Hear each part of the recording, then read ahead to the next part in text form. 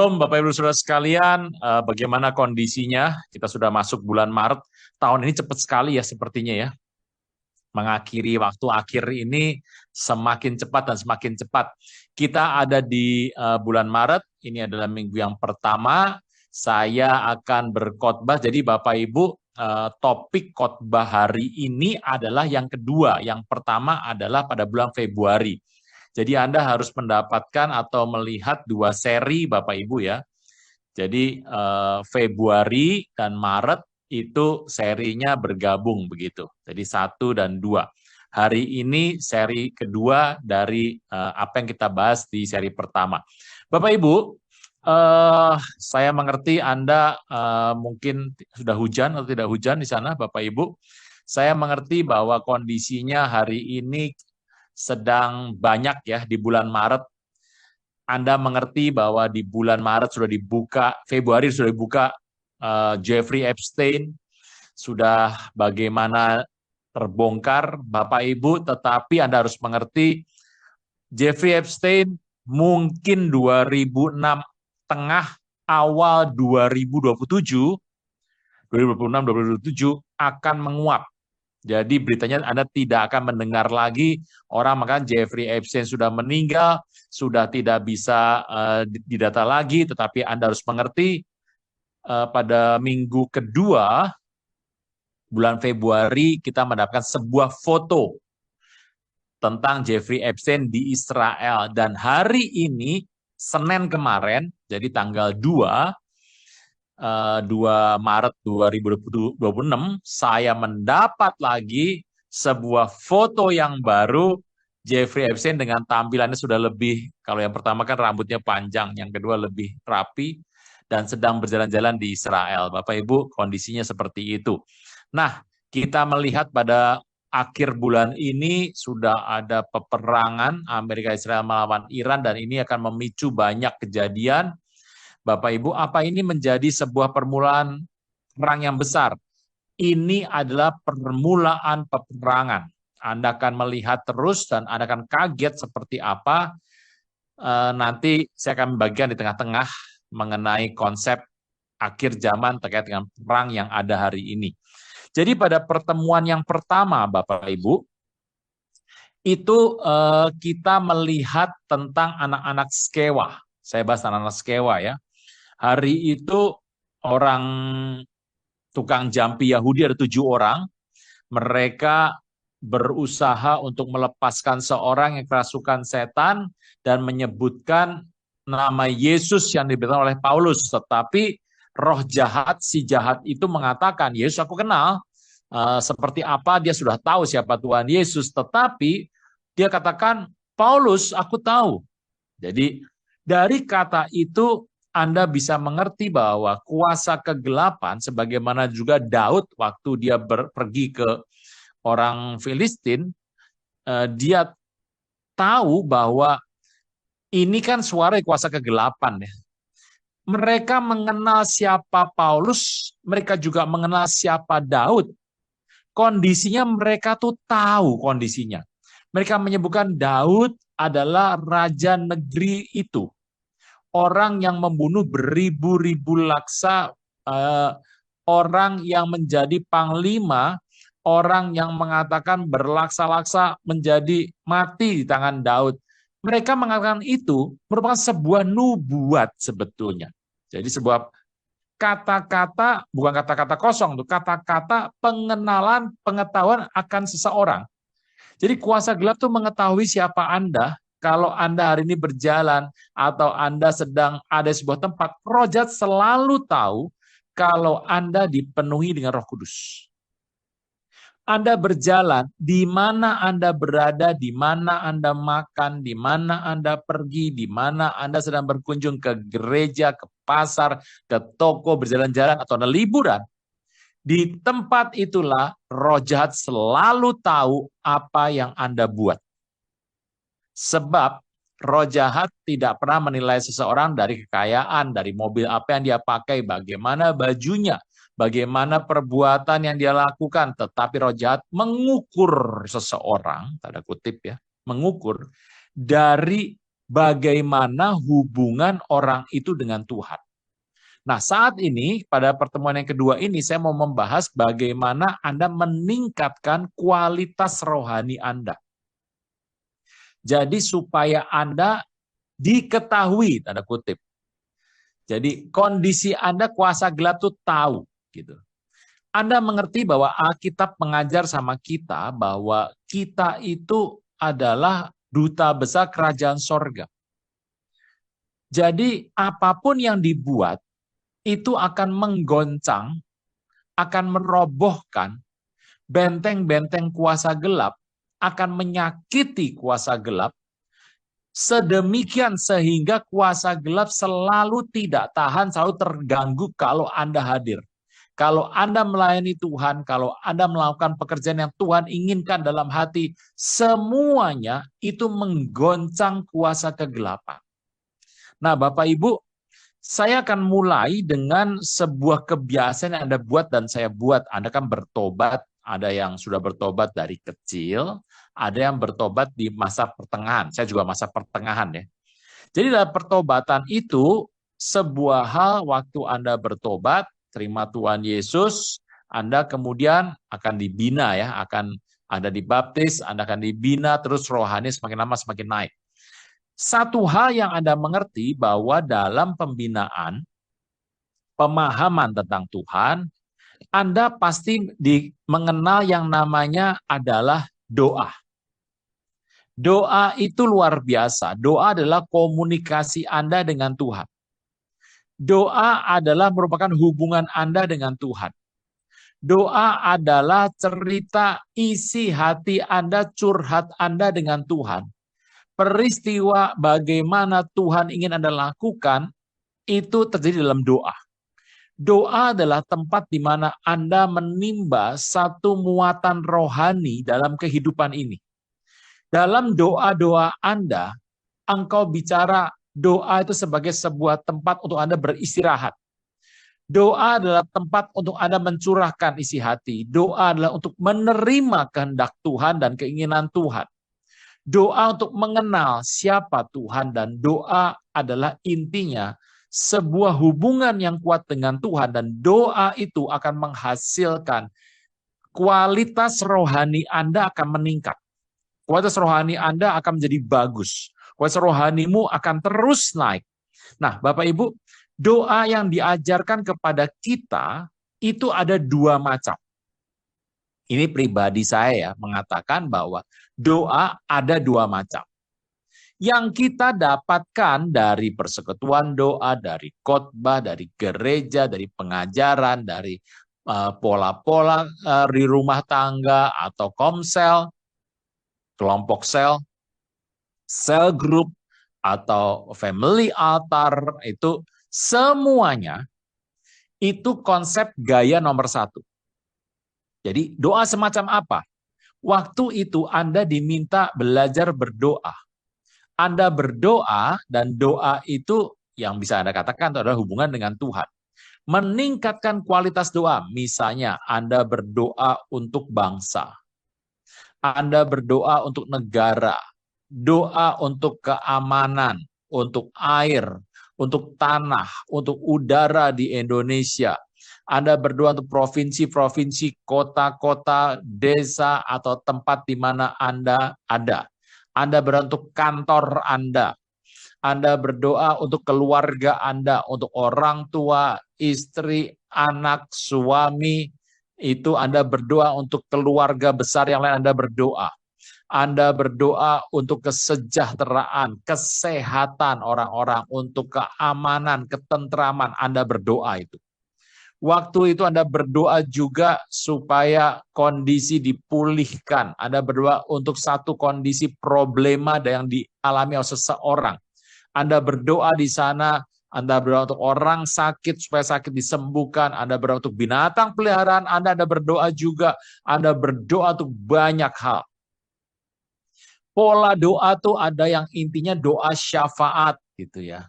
Ada doa yang Anda naikkan buat Tuhan gitu. Ada doa di mana Anda memohon, untuk Anda meminta, untuk Anda mencari tahu Peristiwanya itu adalah doa. Dan doa itu, semuanya doa itu saya menggolongkannya sebagai doa langkah yang pertama. Doa tahap yang pertama. Bapak Ibu mengerti doa semacam itu ya. Jadi doa-doa dalam sehari-hari Anda. Dan doa itu saya katakan itu harus dilakukan. Anda kan pinter kalau doa yang ini. Kita semua tuh punya tugas berdoa gitu ya. Jadi doa itu adalah doa di mana penugasan Anda untuk Anda berdoa di dalam kehidupan Anda di muka bumi. Anda bisa berdoa untuk misalnya Anda menghadapi satu situasi yang sulit, untuk pekerjaan Anda, untuk keuangan Anda, sakit penyakit, untuk hubungan-hubungan dengan seseorang, untuk misalnya belum tibanya sebuah jawaban, Anda berdoa. Anda bicara dalam hal itu banyak hal, dan itulah doa orang percaya. Saya mengerti bahwa doa semacam ini itu adalah hubungan yang dibangun dengan Tuhan dan akan meningkatkan kualitas rohani Anda. Anda harus terus berdoa seperti ini sebab Tuhan menghendaki. Anda berdoa misalnya puasa, Anda berdoa juga toh, puasa 3 hari, 7 hari, mau 8 hari, mau 10 hari, Anda atur itu. Anda berdoa. Anda berdoa untuk puasa, Anda berdoa untuk doa misalnya sebelum tidur Anda berdoa, pagi-pagi Anda berdoa, Anda sebelum makan Anda berdoa. Itu adalah doa-doa yang Anda naikkan setiap saat dalam kondisi Anda hidup sehari-hari. Anda berdoa untuk hari ini misalnya. Hari ini kondisi peperangan terjadi, Anda berdoa. Untuk Israel, untuk Amerika, untuk negara-negara di Timur Tengah, untuk Iran, Anda berdoa. Untuk pertobatan besar mereka, Anda harus berdoa. Untuk kondisi orang-orang yang terkena dengan pemboman, malapetaka di sana, semuanya Anda harus berdoa. Untuk tentara yang sedang berperang, Anda berdoa untuk keamanan. Anda berdoa sejahtera. Bapak Ibu, Anda berdoa sejahtera. Anda berdoa untuk keamanan. Bapak Ibu, Anda bicara bahwa biarlah Tuhan bangkitkan orang-orang yang akan menjadi penengah atas perang di muka bumi. Anda berdoa untuk muka bumi. Misalnya Anda berdoa untuk ekonomi muka bumi yang sedang goncang. Bapak Ibu, Anda mengerti soal bencana, Anda berdoa untuk bencana. Jadi doa itu tuh panjang dan bukan panjang, panjang. Panjuang gitu. Jadi Bapak Ibu. Besar, lebar, ke kiri, ke kanan, semuanya. Siapa yang bertugas? Ya Anda dan saya. Jadi dalam hidup ini, Bapak Ibu, Anda mengerti bahwa engkau berdoa itu penugasan seumur hidup. Doa itu adalah merupakan urusan apapun di muka bumi, engkau berdoa kepada Tuhan. Bisa ya Bapak Ibu ya. Jadi doa ini merupakan seperti sebuah tugas, tanda kutip, tanda kutip. Tugas yang diberikan bahwa Anda berdoa untuk apapun yang terjadi, yang akan terjadi ke depan, Anda berdoa semuanya ke depan, supaya rencana Tuhan terjadi di atas muka bumi. Bapak Ibu, saya mendukung, saya percaya Anda perlu lakukan, dan saya mengerti bahwa saya juga melakukan doa yang sama seperti Bapak Ibu lakukan. Bisa ya Bapak Ibu. Tetapi sebuah peristiwa ini ada sebuah pengalaman hidup Bapak Ibu. Jadi satu ketika saya itu sedang berdoa. Jadi Bapak Ibu tahu, tipe doa yang nomor 2. Tipe nomor 2 ini adalah hubungan Anda dengan Tuhan secara pribadi. Di mana Anda ngobrol sama Tuhan, Anda bicara tentang kasih yang luar biasa. Engkau seperti orang pacaran gitu loh sama Tuhan berdua. Anda bicara sama Tuhan, Tuhan hari ini indah sekali. Engkau bicara apapun yang kau rasakan. Jadi engkau bicara mengenai hubunganmu dengan Tuhan saja. Ini nggak ada hubungan sama tugas ya. Ini tugas ada lagi yang lain, dan ini sedang bicara hubungan dengan Tuhan. Waktu engkau bicara hubungan dengan Tuhan itu, itu hanya antara engkau sendiri dan Tuhan, berdua.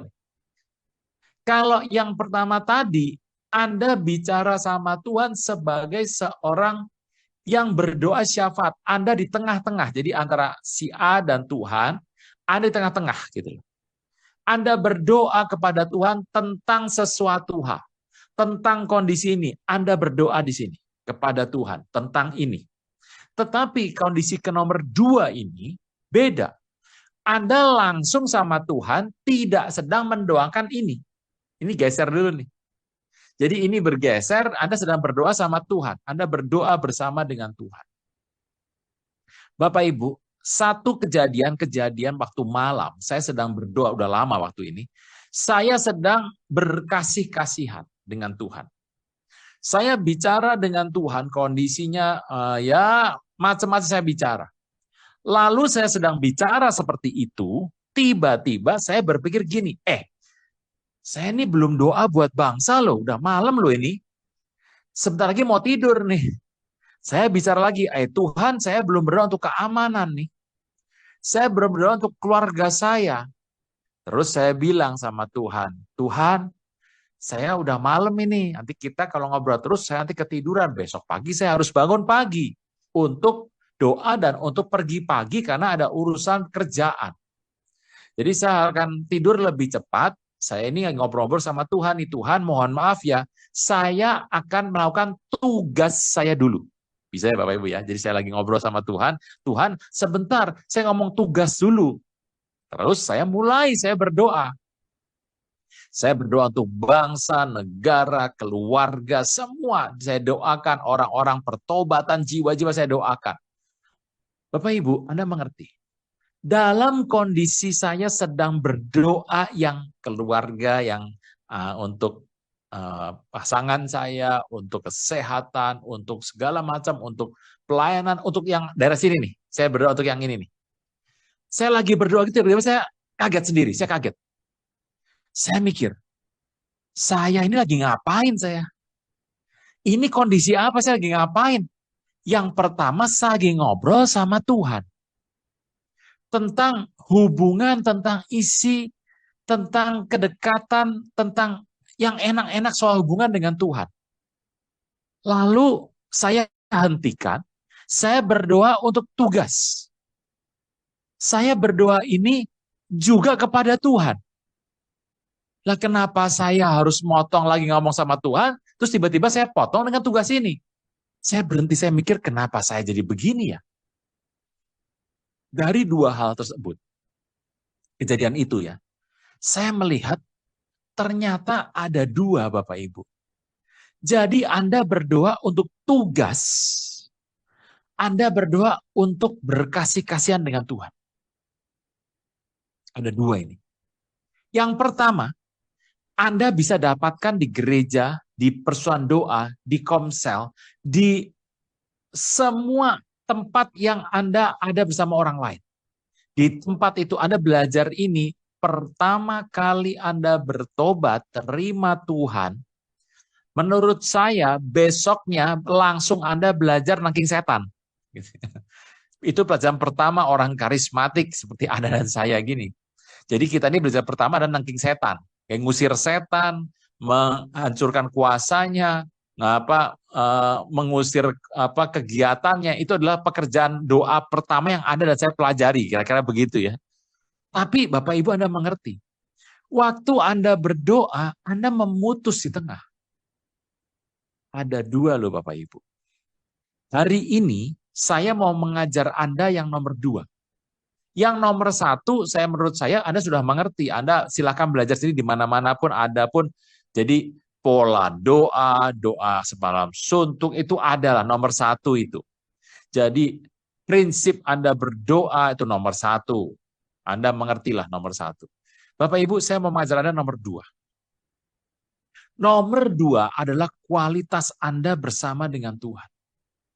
Dalam doa ini, waktu kebersamaan Anda ada bersama dengan Tuhan dalam pola doa ini, engkau melihat di dalam doa Anda, di dalam Anda bicara sama Tuhan, hubungan Anda yang berdua bersama dengan Tuhan, Anda mengerti itu akan meningkatkan kualitas rohani Anda. Itu akan menambah kualitas Anda. Itu membuat kualitas Anda lebih dekat sama Tuhan dan kondisinya itu bisa diperlebar terus.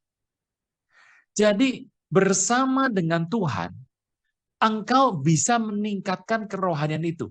Waktu kualitasmu makin naik, dan semakin besar, yang terjadi adalah Anda tidak mengerti, Anda tidak sadar, Anda tidak tahu bahwa Anda makin lama itu makin dekat sama Tuhan. Di sini Anda mengerti. Kalau Anda berkata, saya mau tanya sama Anda, berapa Anda dekat dengan Tuhan? Kalau Anda mengatakan, aduh saya ini belum dekat Pak, itulah jawabannya kira-kira seperti itu. Saya kalau ditanya, berapa dekat Anda Bapak sama Tuhan? Saya bilang, saya ini kurang dekat sama Tuhan. Kita tidak bisa mengukur itu. Jadi kondisi itu makin lama makin dekat, makin dekat, makin dekat, makin dekat. Tetapi orangnya tidak berasa loh kalau dia dekat. Siapa yang tahu kalau Anda dekat sama Tuhan? Kuasa gelap. Kuasa gelap selalu tahu orang ini, wah makin nambah lagi nih. Nih makin nambah lagi nih. Kuasa gelap selalu tahu apa yang terjadi dalam hubungan Anda dengan Tuhan. Jadi kuasa gelap mengerti bahwa Anda menerima itu semakin besar. Tapi dari mana itu datang? Dia tahu dari Tuhan, tapi bagaimana caranya tidak tahu. Gitu. Bapak Ibu, hari ini Anda berdoa, coba Anda berdoa dengan pola nomor 2 ini. Pola ini nomor 2 ini jarang dilakukan. Pola nomor 2 ini sulit untuk dilakukan. Pola nomor 2 ini membingungkan untuk dilakukan. Tetapi saya mengatakan Anda perlu berdoa nomor 2 ini. Hubungan dengan Tuhan dipulihkan. Jadi hubungan dengan Tuhan itu dekat selalu. Waktu Anda dekat sama Tuhan, Musa waktu wajahnya bercahaya setelah dia ketemu sama Tuhan, Musa tidak tahu. Yang tahu siapa? Ya orang-orang Israel. Gitu. Musa sampai harus menutupi wajahnya, dia tidak sadar bahwa wajahnya itu bercahaya. Sebab kenapa bisa bercahaya Musa? Karena dia bertemu dengan Tuhan dalam hubungan yang dekat. Hamba-hamba Tuhan di Alkitab, kalau kita melihat, itu Tuhan bicara sama mereka begitu dekat. Tuhan bicara sama mereka begitu intim. Dan mereka kalau menjawab Tuhan itu banyak cerita. Jadi mereka menawar, tanda kutip menawar. Mereka ngobrol sama Tuhan, mereka menawar. Anda tahu bagaimana Abraham menawar sama Tuhan dari 50 ke 45 ke 40 ke 35 ke 30 ke 20 ke 10 ke 5, Bapak Ibu tahu ke 10 ya, terakhir 10 orang. Tidak ada jawaban dari Tuhan. Waktu Abraham menawar itu, kondisi seperti itu. Bapak Ibu tahu bagaimana Yesaya. Waktu dia berkata, aku ini bangsa yang najis bibir Tuhan, aku nggak layak. Pada hari itu, dia ada di hadapan Tuhan. Bapak Ibu, Anda mengerti. Peristiwa Yunus, Anda tahu Yunus? Yunus Tuhan bicara kamu pergi ke Niniwe untuk nobatkan umatku. Di sana belum kenal sama aku. Yunus tahu, Yunus mengerti kehendak Tuhan. Dia tahu jalan ke Niniwe, dia tahu caranya. Tetapi Yunus menolak. Tapi Yunus kan tahu dia rada sedikit ya, tricky dan pintar. Dia kalau nolak Tuhan tuh problem besar. Dia berkata, ya aku mau, tapi dia naik kapal yang perginya begini bentuknya. Disuruh Tuhan pergi ke sana, gitu ya, ke Niniwe ke sana. Ini jangan terbalik nih masangnya apa nanti kalau di YouTube nih sini sana sana. Yunus pergi sana tuh. Jadi gini bentuknya. Ini nggak akan ketemu nih. Dan dia langsung tidur, masuk kapal tidur gitu. Jadi dia tidak membuat sebuah apa yang Tuhan inginkan. Waktu dia masuk perut ikan dan dia keluar dari sana, tubuhnya sudah putih. Yunus itu putih. Sebab dia kena asam lambung itu semuanya hancur. Bapak Ibu, saya tuh kenal ada seseorang dari kapal Star East tahun 1989, orang yang jatuh ke laut dia dimakan seekor ikan paus tuh. Tapi 1 hari kemudian, tidak sampai 1 hari, dia sudah keluar lagi. Itu tubuhnya, itu belang belentong, Bapak Ibu. Putihnya mencrak, mencrok, mencrak, mencrok di mana-mana. Sebab kena asam lambungnya ikan, begitu. Yunus bisa masuk, menurut saya Yunus putih semuanya. Oh, dia mati ya, dia tahu dia mati memang. Tetapi waktu dia keluar, dia putih. Sehingga Bapak Ibu tahulah, orang Niniwe itu kan punya dewanya, ada dewa ikan. Dewanya dewa ikan orang Niniwe. Jadi mereka tuh tahu siapa orang yang baru dimuntahkan oleh ikan. Gitu ya. 3 hari 3 malam loh itu. Karena peristiwa Yunus itu kelak mengacu pada Tuhan Yesus. Tuh. 3 hari 3 malam. Jadi Yunus waktu keluar itu tanda merupakan dia orang pilihan Tuhan dibawa dalam diri Yunus. Tanda itu ada dalam diri Yunus. Jadi Yunus nggak perlu cerita, aku habis makan ikan nih, aku begini-begini, nggak perlu. Kalau dia nggak perlu, dia cuma datang ke tengah Niniwe, kota yang besar itu, kemudian dia bicara, bertobatlah.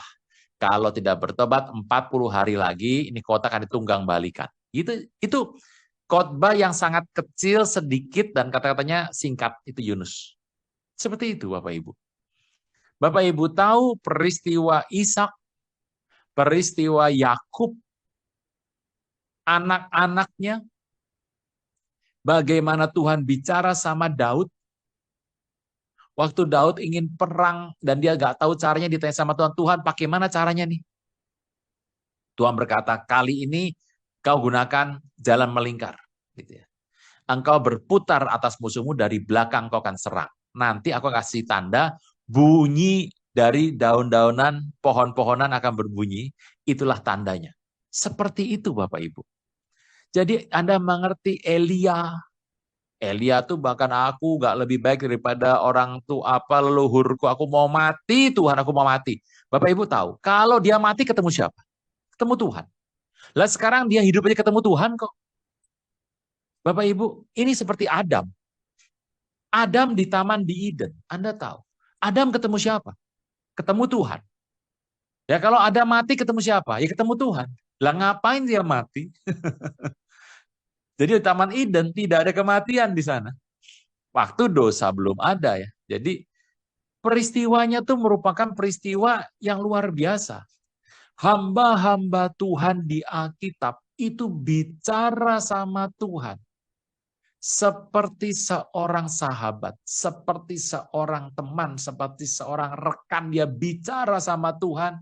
Bahkan Anda mengerti Yehezkiel itu pernah nawar sama Tuhan, kan dia kan harus melakukan sebuah kegiatan yang Tuhan perintahkan, misalnya berbaring di sisi sebelah kanan dan sebelah kiri itu berbaring. Waktunya, waduh lama itu, karena waktu dia berbaring itulah tahun sebuah bangsa Israel itu masuk ke dalam pembuangan. Bapak Ibu, ya waktu yang Yehuda masuk sih sebentar ya, kalau Israel masuk itu kan lama Bapak Ibu. Itu dia sampai berkata, Tuhan, aku nggak mau pakai inilah manusia gitu ya, nggak mau, aku nggak pernah makan yang najis dari tempat yang najis Tuhan. Akhirnya diputuskan Tuhan, kalau nggak mau ya sudah pakai kotoran sapi lah. Itu nego loh tuh Bapak Ibu, nego dengan Tuhan. Hamba-hamba Tuhan itu di Alkitab bisa ngomong seperti itu sama Tuhan, dekat sama Tuhan, bisa bicara apa yang harus, apa yang jangan, dan bisa nego sama Tuhan seperti sebuah peristiwa itu titiknya belum terjadi. Gitu.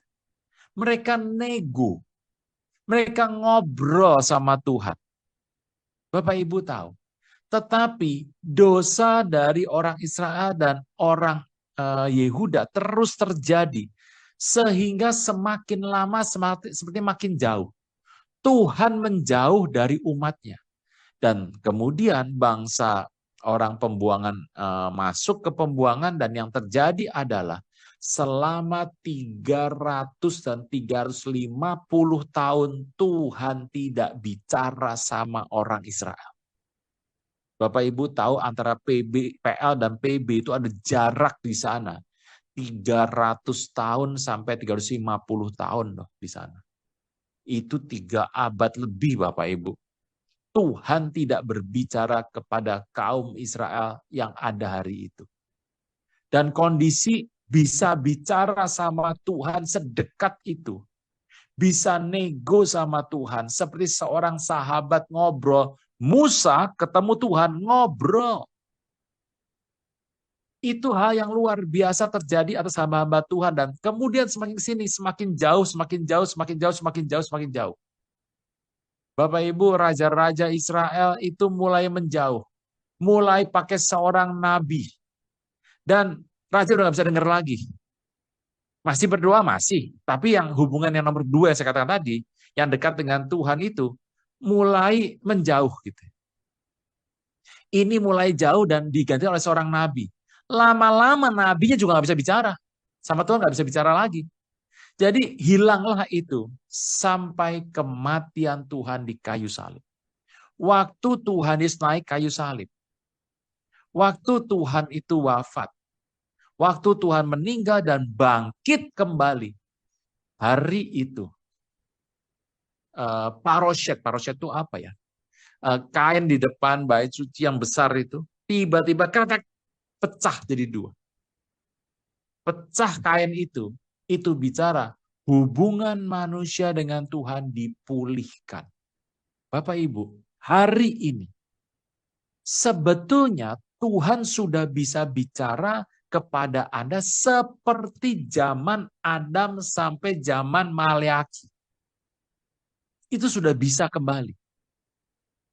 Tetapi kebanyakan manusia melihat hal itu sebagai hal yang tidak mungkin. Tuhan tidak mungkin bicara seperti itu. Kalau itu adalah keinginan manusia, itu adalah hal yang kuasa gelap lakukan. Jadi keraguan manusia, pola yang manusia dapatkan dengan pola-pola keraguan itu mulai menarik jauh. Sehingga seakan-akan hal itu menjadi sulit. Seakan hal itu menjadi hal yang luar biasa kalau Tuhan itu bicara. Jauh tuh.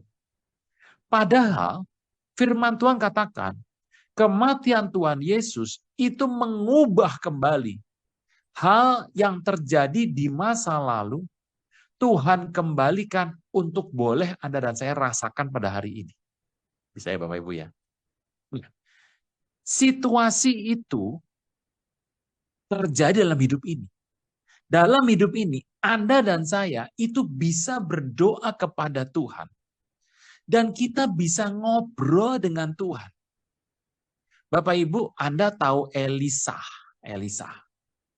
Elisa tuh selama hidupnya membuat 32 kali mujizat yang besar. Kalau Elia tuh 16, Elisa kan 2 kali dari Elia, 32. Selama hidup, memang 32 itu banyak. Tetapi selama hidup, Tuhan tidak bicara terus-terusan kepada Elisa loh. Dia bicara tapi dalam hal-hal tertentu. Dan Elisa itu pernah hilang dari Alkitab selama berapa puluh tahun. Waktu dia menundukkan diri bahwa Elia. Firman Tuhan mengatakan dia hilang dari Alkitab. Elisa baru muncul di Alkitab. Itu dalam 2 Raja-Raja 2 kira-kira. Waktu Elia itu diangkat oleh Tuhan, Elisa itu muncul gitu ya. Bisa ya. Jadi Elia diangkat, Elisa muncul. Itu kemunculan Elisa setelah masa dia membajak dengan 24 sapi itu Bapak Ibu. Itu hilang, selama itu hilang. Itu puluhan tahun dan Tuhan seperti tidak bicara. Tetapi apa yang dibuat oleh Elisa? Anda harus lihat bahwa Elisa sedang bicara sama Tuhan, sedang berdekatan dengan Tuhan, dan dia terus menambah isi dalam hidupnya. Kondisi yang dia tambah, orang tidak ada yang tahu. Orang tidak ada yang lihat. Situasi yang terjadi, orang tidak paham. Bapak Ibu, ini penting. Kalau Anda dalam hidup ini mengerti rencana Tuhan, Anda tahu Tuhan mau bikin apa. Sebetulnya saya mau katakan, orang-orang nggak ada yang tahu. Kalau Anda bicara baru orang akan ngerti. Tapi kalau Anda nggak bicara, orang nggak akan ngerti. Bapak Ibu ngerti ya? Ini prinsip yang ada yang Tuhan ceritakan di Alkitab. Jadi peristiwa waktu Anda, Pak, ini latihannya kapan? Nanti. Ini belum khotbah, Bapak Ibu. Ini belum khotbah. Ini baru perkenalan dulu. Nah, Bapak Ibu, intinya adalah waktu Anda berdekatan dengan Tuhan, dekat dengan Tuhan, melihat wajah Tuhan, tanda kutip nih, wajah Tuhan. Anda melihat kemuliaan Tuhan, tanda kutip. Satu yang bakal terjadi dalam hidup Anda yang Anda tidak pernah tahu adalah tiba-tiba semua yang Anda lakukan itu tiba-tiba berhasil. Dan musuh kuasa kegelapan melihat Anda. Dia tahu siapa Anda. Bapak Ibu menangkap ya. Nah, Bapak Ibu, dalam kisah ini, saya meminta Anda untuk ayo berlatih. Ayo ambil. Jadi gini Bapak Ibu. Di dalam hidup ini, Anda mengambil satu waktu untuk Anda bisa berdoa. Anda berdoa berapa lama gitu ya. Kalau saya tanya sama Anda, sudah berdoa belum hari ini? Sudah Pak. Berapa lama? Ada 10 menit, ada 20 menit. Yang paling top di sini 1 jam. Berdoa gitu ya. Oh saya pendoa syafaat Pak. Saya berdoa 2 jam Pak. Iya, itu plusnya udah, itu 2 jam sudah all in tuh. Sudah all in masuk tuh ya. Udah dihitung semuanya. 20 menit Anda berdoa. Yang paling gampang 20 menit lah. Saya mau katakan Anda berdoa berapa lama? 20 menit. Sebetulnya saya bilang Anda tidak berdoa 20 menit. Anda hitung sendiri. Contoh. Ya Bapak, kan kita ngomong gitu yang pertama toh. Saya mau tanya, sudah baca firman belum? Sudah. Baca firman berapa pasal? Gitu ya. Satu hari berapa pasal? Ya, saya 3 Pak, 3. Ya, 3. Udah masuk. Terus 20 menit itu Anda berdoa 1 hari, Anda berdoa makan berapa kali? Wah, saya makannya 6 kali Pak sehari. Tuh. Anda menyembah Tuhan. Nyanyi Tuhan, nyanyi. Berapa lagu saya katakan? 3 lagu Pak. Itu sudah dalam 20 menit tuh. Saya mau tanya, dalam 20 menit itu, Anda berdoa yang nomor 1 tuh penugasan Anda berapa lama? Waduh Pak, itu yang banyak Pak. Saya mau tanya, Anda berdoa yang nomor 2 berapa lama? Bapak Ibu, kalau Anda bisa ngomong sama saya berdoa hanya 5 menit. Bagus Bapak Ibu, bagus itu. Saya tidak akan bertanya hari ini. Nah, ini paling enak. Udah nggak usah buka, matikan semua kamera, nonton ini saja Bapak Ibu. Kalau Anda berdoa 5 menit sudah oke.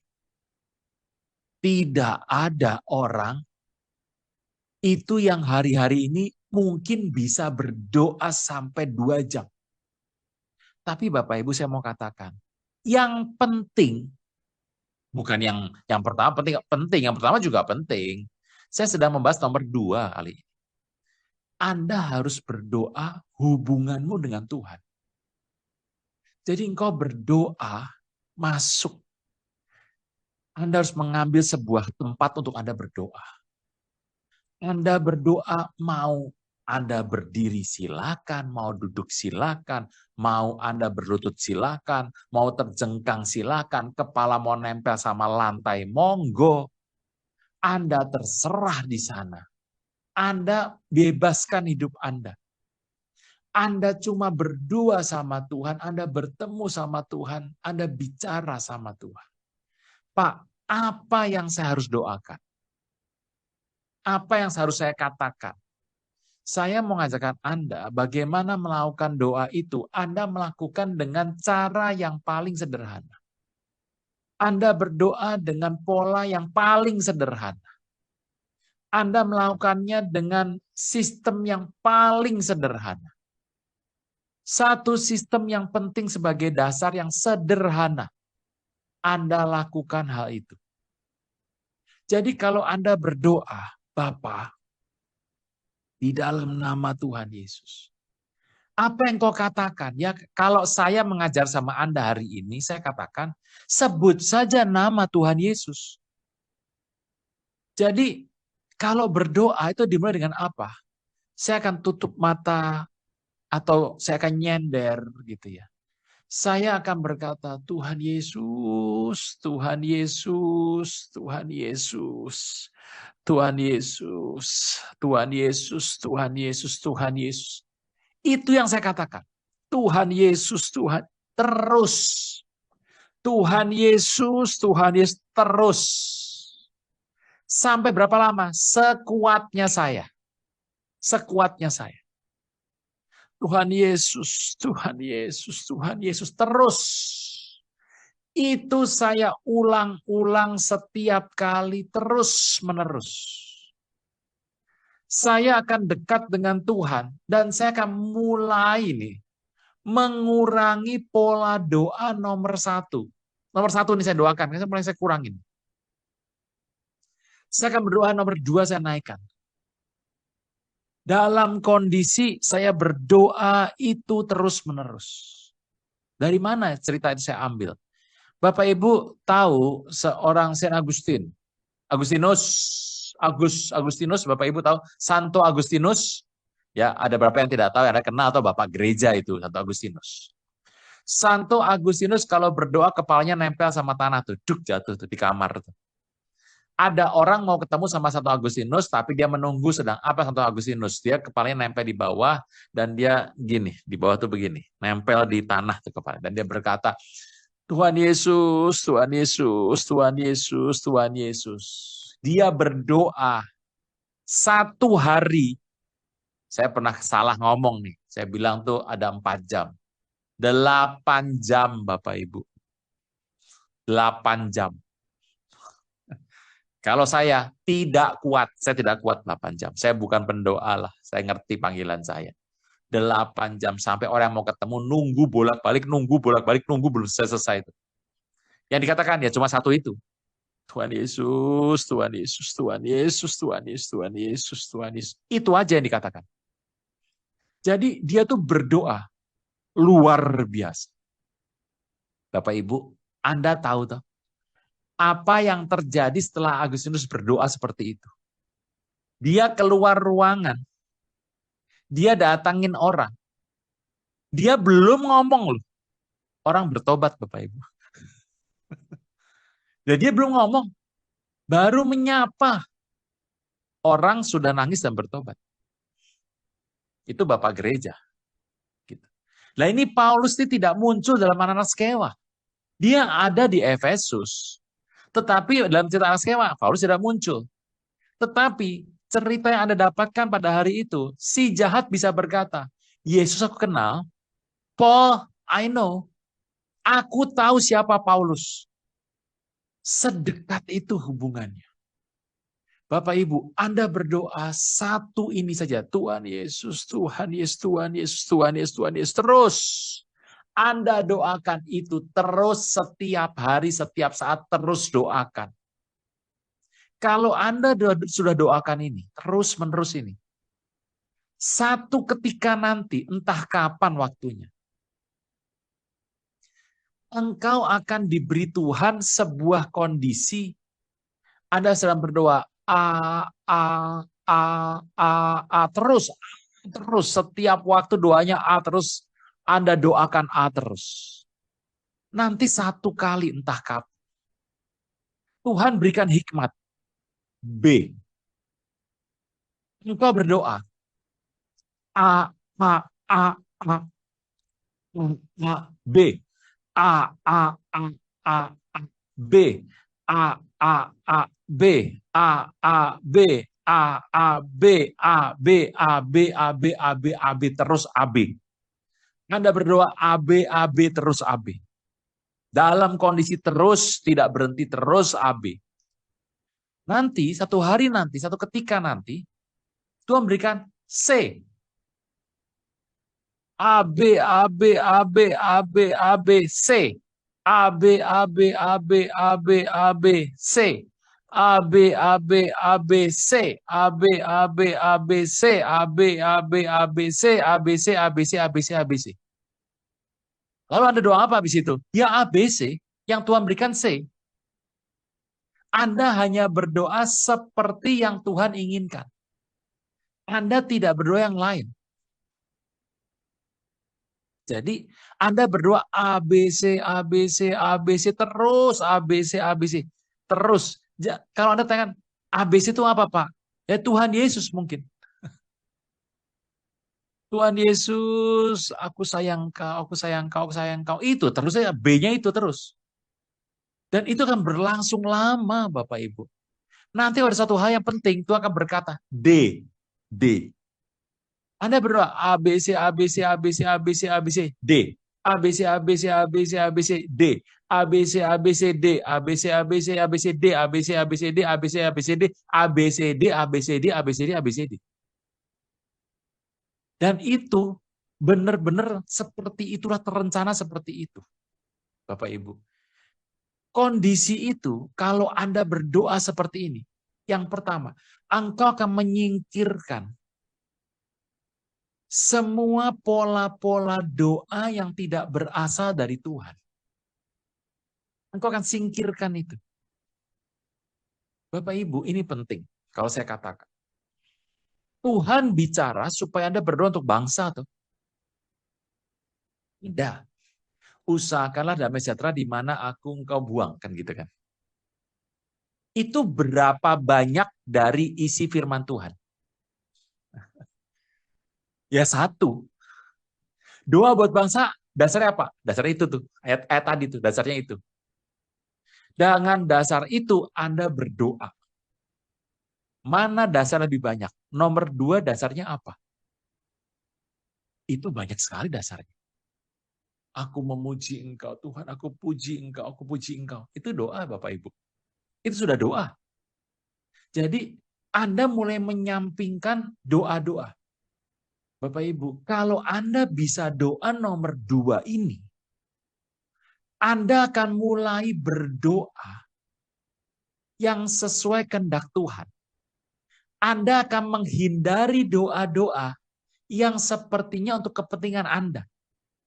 Tuhan, aku minta rumah. Udah nggak ada doa begitu.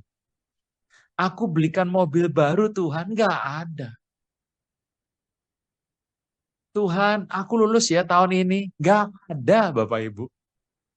Doa itu sudah nggak ada begitu lagi. Beri doa semua. Bapak Ibu tahu doa Bapak kami ya. Berilah kami makanan kami yang secukupnya. Tuhan, kasih aku Tuhan ladang yang besar, yang ada kondisi pertanian yang besar, pertambangan yang luar biasa. Kasih aku yang mantep gitu Tuhan. Udah nggak ada Bapak Ibu. Itu sudah Anda tinggalkan semuanya. Anda tidak lagi berdoa untuk keberhasilan, untuk kesuksesan, untuk kondisi. Anda cuma berkata, Tuhan, semua yang kau katakan baik, pasti jadi baik. Udah itu aja. Semuanya itu baik. Gitu ya. Jadi kondisinya itu seperti itu. Makin lama doa Anda akan terarah sekali. Berapa lama engkau berdoa? Gitu. Kalau Anda katakan, saya doa, oh ya 3 menit. Sudah bagus, bisa 3 menit, Bapak Ibu. Kalau Anda berdoa, Anda tahu kalau Anda berdoa ya Bapak Ibu ya.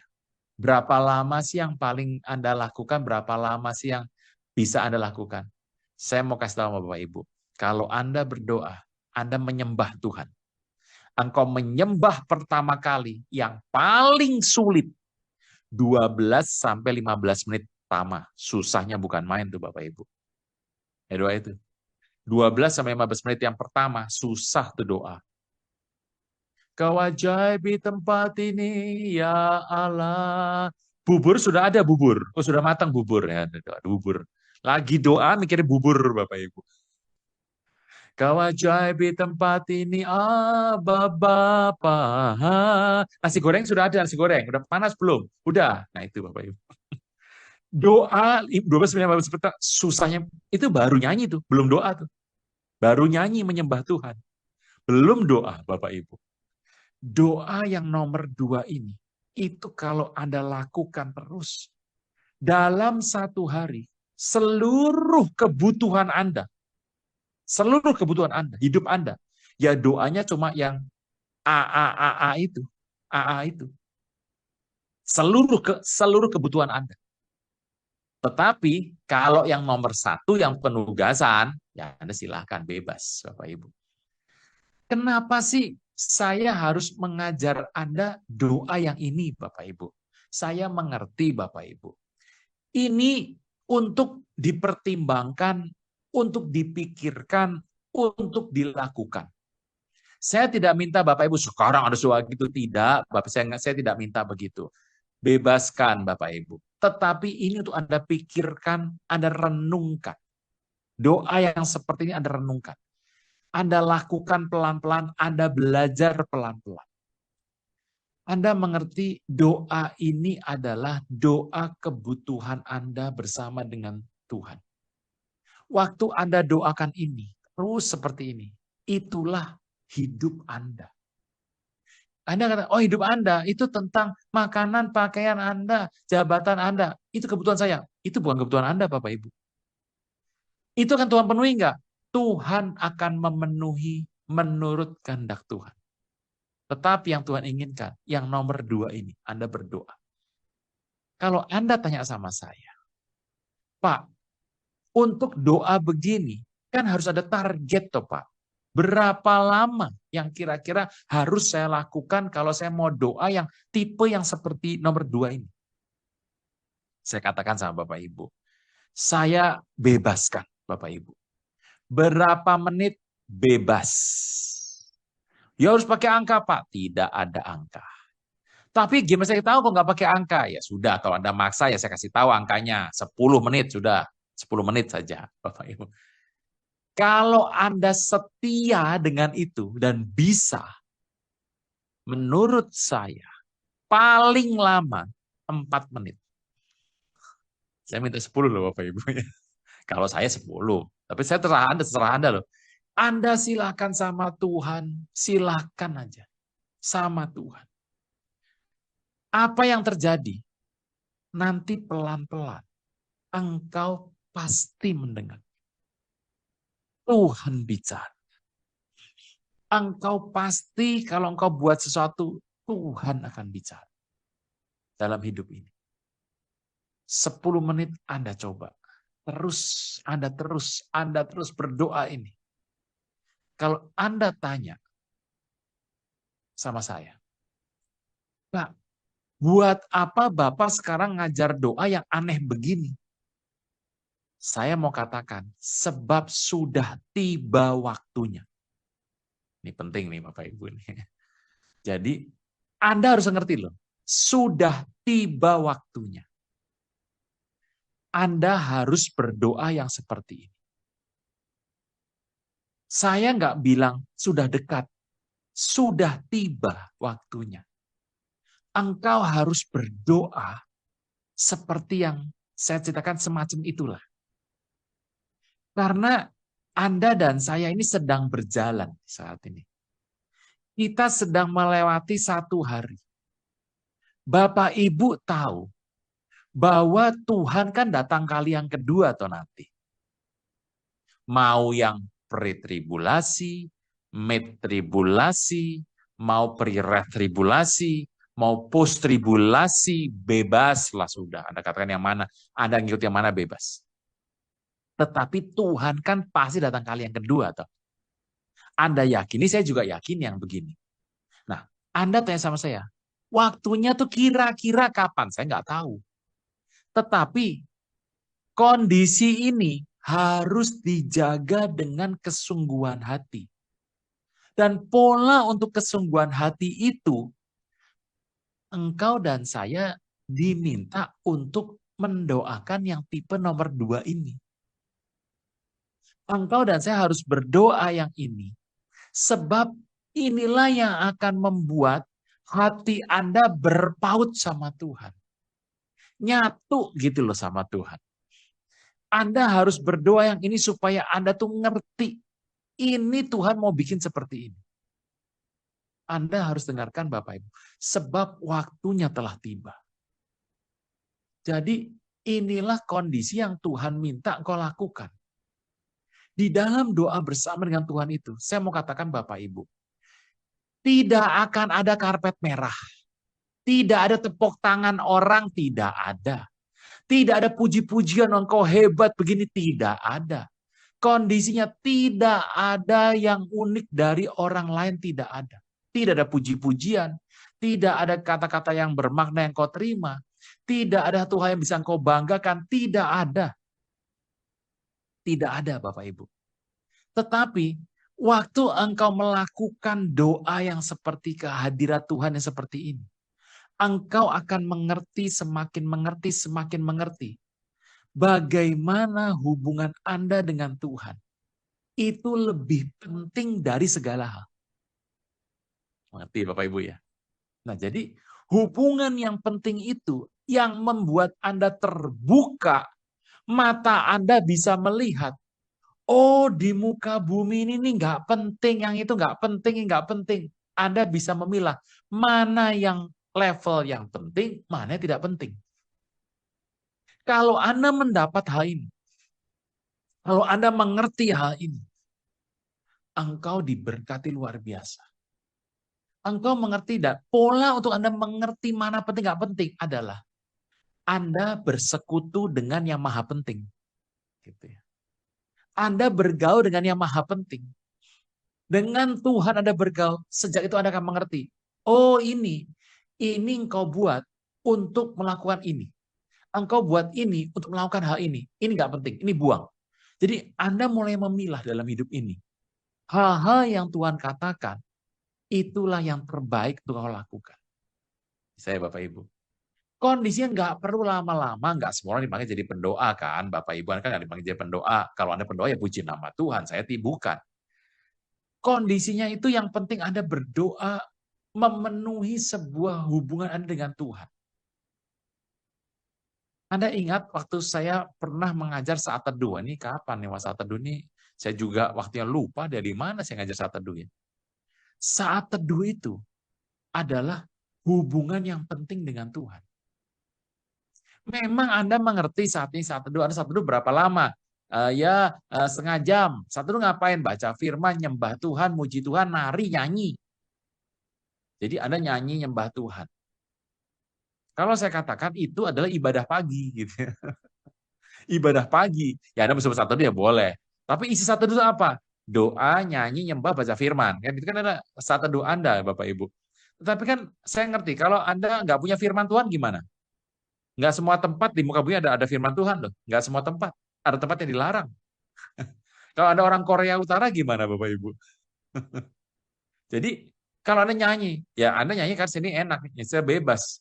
Kalau negara-negara komunis, Anda nyanyi gimana Bapak Ibu? Nah, jadi menurut saya saat teduh adalah saat bersama dengan Tuhan. Berdua bersama dengan Tuhan, Anda nyembah Tuhan. Memuji nama Tuhan. Anda bisa nyanyi nyembah Tuhan duluan. Tapi dalam doa-doa yang kau lakukan, engkau berdoa seperti yang saya katakan tadi. Matamu akan melihat hal yang penting dan tidak penting. Engkau akan langsung mengerti. Tiba-tiba hatimu dijauhkan dari hal tidak penting. Hatimu akan jauh gitu ya.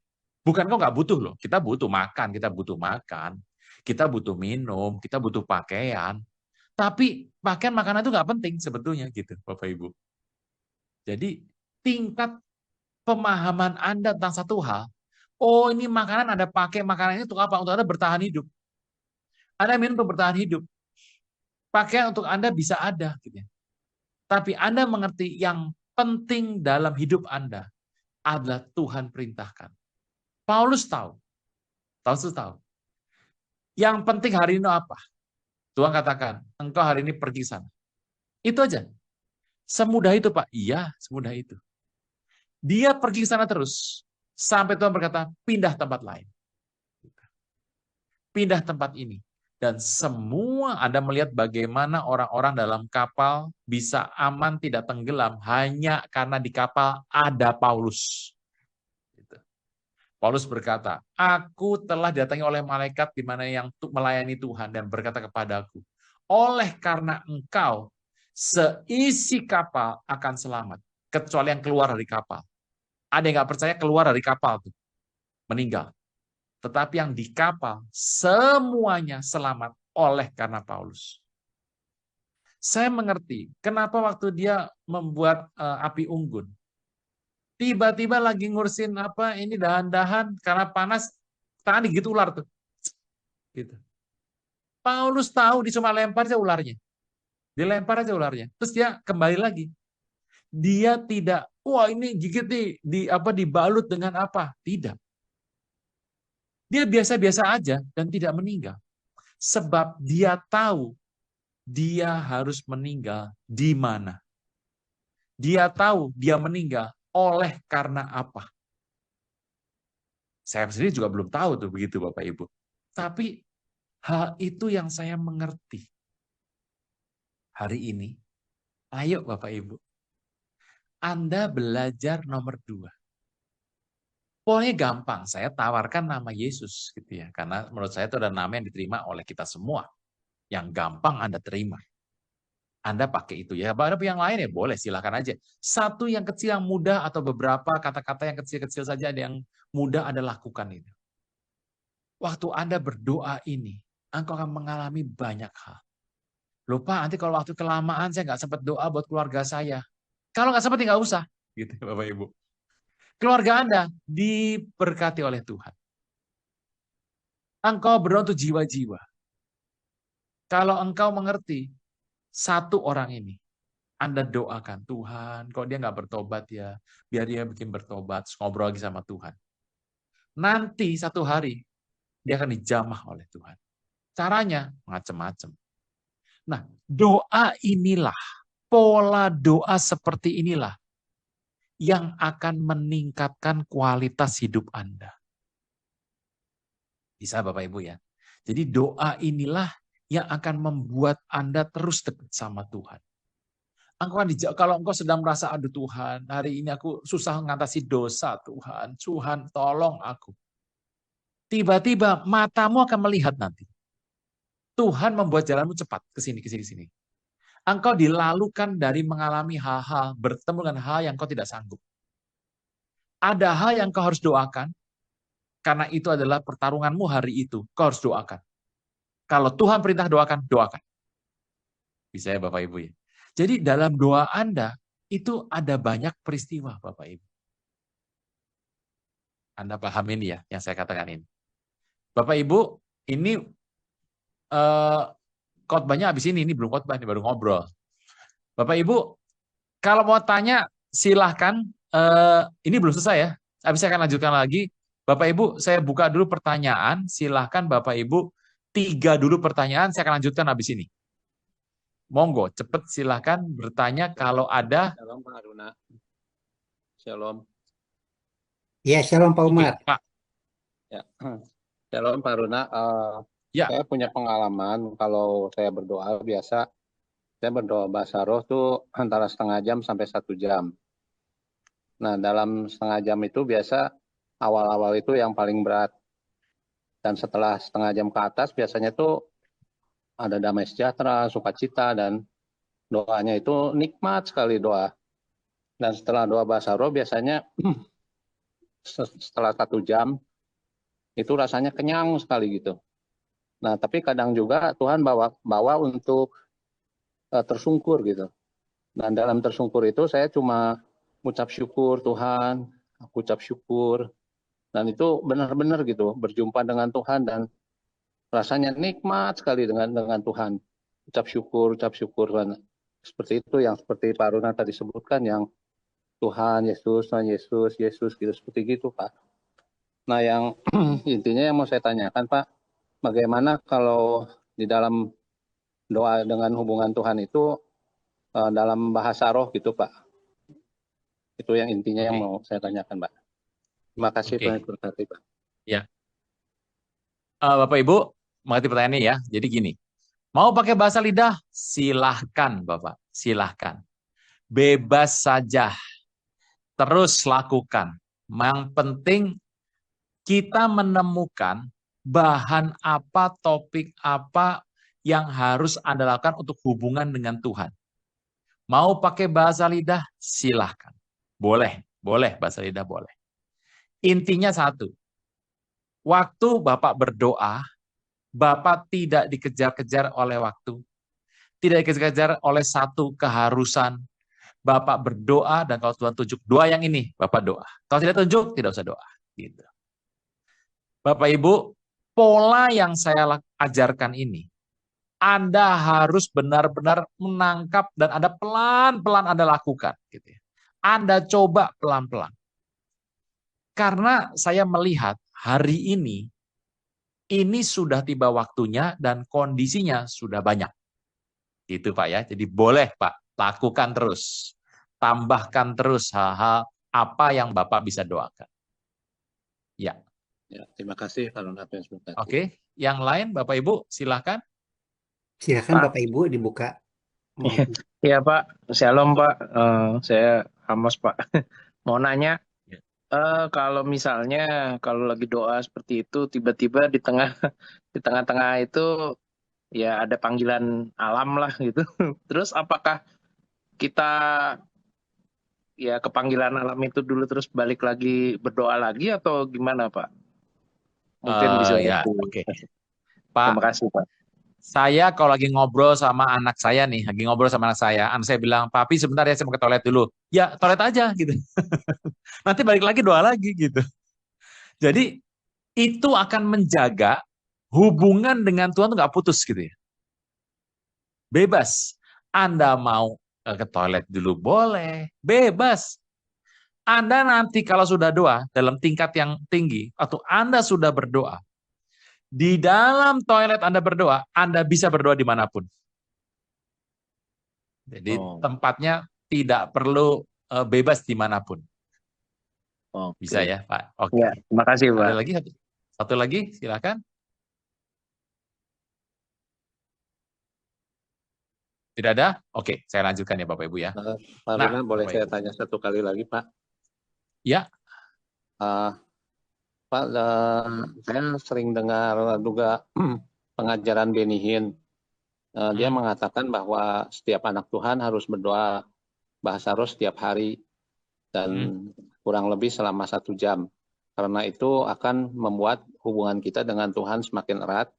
Terus satu lagi, daging kita itu kan lemah Pak. Jadi itu akan menguatkan roh kita di dalam Tuhan gitu Pak. Bagaimana menurut Pak Runa Pak? Saya bilang bebas aja Pak. Jadi kalau 1 jam mungkin target ya. Jadi orang tuh kalau dipatok 1 jam tuh susah nanti gitu. Jadi bebas berapa menit juga boleh. Anda doa bahasa lidah oke.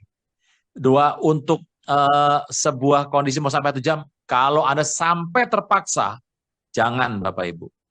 Anda berdoa terus sampai Anda sudah merasa capek, Anda udah berhenti gitu. Nanti yang terjadi dalam hidup Anda akan punya keinginan untuk terus dekat dengan Tuhan. Ya, dalam kondisi seperti itu, waktu Anda bertemu sama Tuhan, Anda lagi jalan, Anda diam dalam suasana tenang bersama dengan Tuhan, Anda tetap ngobrol gitu sama Tuhan. Jadi nggak apa-apa, teruskan. Oke, ada lagi Bapak Ibu? Ya, terus ya. Nah, Bapak Ibu, kenapa saya harus mengajar ini sama Anda? Saya tahu bahwa hal ini Anda belajar cukup lama. Kalau Anda bukan panggilan berdoa, Anda cukup lama doa. Kalau Anda sudah dapat yang seperti ini, dalam kondisi Anda bekerja, dalam kondisi Anda ketemu dengan sebuah hal yang menarik, Anda tidak pernah putus dengan Tuhan. Anda terus dengan Tuhan dan punya hubungan yang baik. Nah, kondisi ini perlu saya ajarkan sama Bapak Ibu di tahun ini.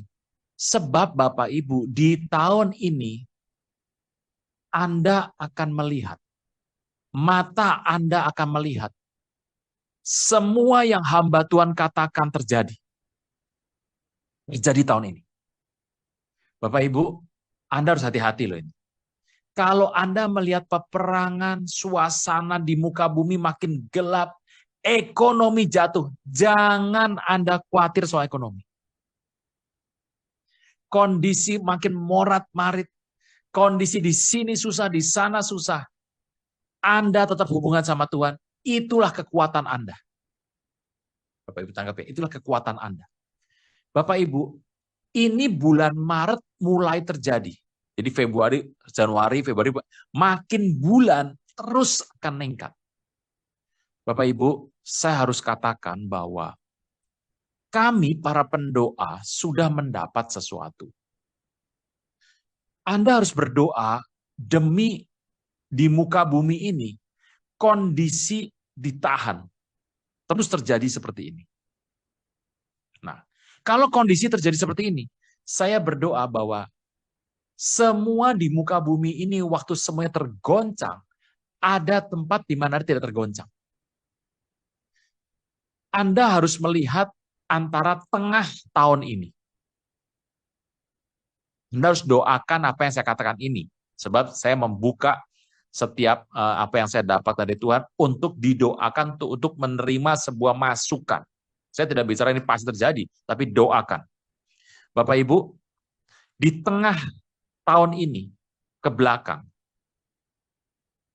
kira-kira Agustus, September, Oktober terus ke belakang, Anda akan terkejut mendengar banyak peristiwa terjadi dan peristiwa itu sepertinya semakin menekan hidup Anda. Kenapa saya ajarkan Anda doa seperti ini? Untuk membebaskan Anda. Supaya Anda tetap bisa bernafas lega. Gitu ya. Kondisi di muka bumi akan sulit di mana-mana. Kondisi akan semakin mencepit Anda. Tetapi ingat, Tuhan adalah tempat perlindungan yang kokoh. Adalah kubu pertahanan Anda dan saya. Di dalam kesulitan itu, engkau matamu bisa melihat mana yang penting, mana tidak penting. Engkau tetap bisa ada dengan kondisi tenang, engkau bisa bekerja dengan tenang, semuanya. Engkau hanya mendengar kiri dan kanan, engkau hanya melihat kanan dan kiri, tetapi tidak akan menimpa hidup Anda. Bapak Ibu, Anda harus berdoa sekarang. Sebab, saya katakan nih, jangan nanti kalau sudah kejadian, mulai terjadi, Anda mulai sibuk kiri kanan, tanya pendeta kiri kanan ini gimana Pak? Kondisi menyelesaikan gimana? Saya mau katakan, satu penyelesaiannya ketemu sama Tuhan. Kondisi yang akan terjadi hari ini agak berat. Bapak Ibu, Anda mengerti di muka bumi ada berat semua. Indonesia dalam tangan Tuhan, Indonesia aman. Tetapi doa-doa Anda diminta untuk terus ada. Dalam waktu-waktu ini, waktu Anda berdoa, yang terjadi adalah sejahtera di mana-mana. Kondisi terjadi ini mungkin bagi beberapa orang menakutkan. Kondisi yang mungkin terjadi ini bagi beberapa orang mungkin merupakan hal yang tidak bisa diterima.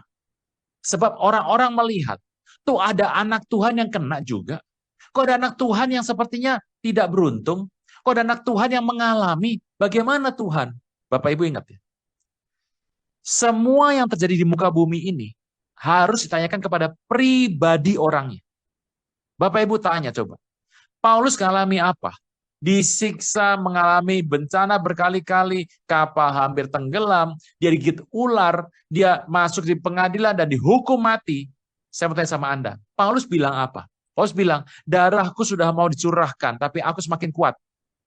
Paulus tetap kuat dalam kondisi ini. Kalau saya tanya sama orang-orang di sekitar Paulus, oh kasihan Paulus. Ya kasihan. Tetapi Paulus sendiri bilang, jangan kasihani aku. Dia berarti dia kuat. Bapak Ibu, nah, jadi inilah bedanya. Mungkin orang yang mengalami peristiwa itu, dia kuat. Bapak Ibu, hati-hati dengan mulut Anda, dengan pola Anda ngirim WA atau apa. Kondisi ini mungkin berbeda dengan apa yang terjadi, tetapi kondisinya mungkin akan terus akan semakin berat dan semakin berat. Bapak Ibu, kalau Anda punya doa yang saya ajarkan tadi, engkau akan melihat ke depan. Engkau mengerti bahwa, oh ini karena masalah ini. Ini karena masalah ini. Engkau bisa menata dengan baik semua peristiwa. Engkau bisa mengatur kiri kanan. Engkau mengerti bahwa kondisi yang terjadi ini semua ada di Alkitab. Jadi kondisinya kalau Anda melihat Alkitab, wah, seperti Alkitab semua berjalan, gitu ya. Bapak Ibu, saya mau katakan sama Bapak Ibu. Pengangkatan, soal pengangkatan, rapture, pengangkatan itu rapture ya, terjadi di muka bumi. Tapi ada yang bilang, kita tuh akan pray. Ada yang bilang, kita akan pre-red, kita akan meet, kita akan post. Macam-macam pandangan orang, dan saya tahu tentang pandangan itu, gereja demi gereja saling menyalahkan dan menuduh sat, dan banyak sekali kejadian mengenai kondisi orang yang seperti yang terjadi hari-hari ini. Bapak Ibu ingat, kalau pengangkatan terjadi di sini, terjadi nih, pengangkatan terjadi di sini nih. Pengangkatan terjadi itu kan satu kali toh. Pengangkatan di mana kita naik bersama dengan umat orang yang sudah meninggal dan orang yang masih hidup naik ya satu kali itu. Kejadian satu kali itu di mana? Tidak mungkin dong. Bisa benar yang namanya pre benar, pre-read benar, mid benar, post benar bersama-sama nggak mungkin dong. Pasti ada satu yang benar. Yang mana Bapak Ibu? Intinya, Anda jalani saja. Sebab pengangkatan adalah sebuah hadiah daripada Tuhan. Petunjuk Tuhan untuk menyelamatkan umatnya. Anda mengerti ya? Kita serahkan sama Tuhan. Yang penting tugas Tuhan sama Anda selesai di muka bumi ini. Bapak Ibu, di bulan Maret ini saya sudah bicara sama Bapak Ibu tentang kejadian yang akan menimpa 2026. Kondisinya dimulai dari bulan Februari. Kondisi itu terus berlangsung sampai hari ini. Pak, bagaimana dengan perang Iran, Amerika, Israel, dan negara-negara lain yang mulai membantu dan mengumpulkan? Saya mengerti bahwa Iran sudah pokoknya dia mau perang dan kondisinya belakangan lah, udah kondisinya seperti itu. Dia habis-habisan lah gitu. Menurut saya, perang ini tidak akan lama. Kondisinya mungkin ya Bapak Ibu ya. Setelah perang ini, kondisi muka bumi akan tenang, akan damai. Tentu dengan kerusakan-kerusakan sudah terjadi, begitu Bapak Ibu. Dengan kondisi tenang ini, di muka bumi orang akan mulai sadar bahwa perang itu tidak bagus. Tetapi Anda jangan lihat perangnya, lihat di balik itu. Sesuatu sedang disiapkan di muka bumi. Yang terjadi di muka bumi sedang disiapkan. Dan ini perang di atasnya. Waktu perang ini berhenti, tidak akan lama akan berhenti, maka ini akan keluar. Yaitu sebuah pola di muka bumi. AI. AI itu adalah merupakan sebuah sistem robotik dan sistem AI di muka bumi. Ini segera akan menghabiskan orang, pekerjaan dihabiskan di muka bumi. Anda mengerti bahwa kalau sampai manusia tidak bekerja, itulah kejadian di muka bumi yang paling parah.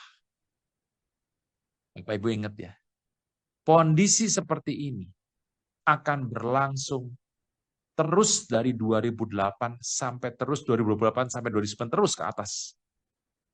Bapak Ibu tahu, menurut saya pribadi,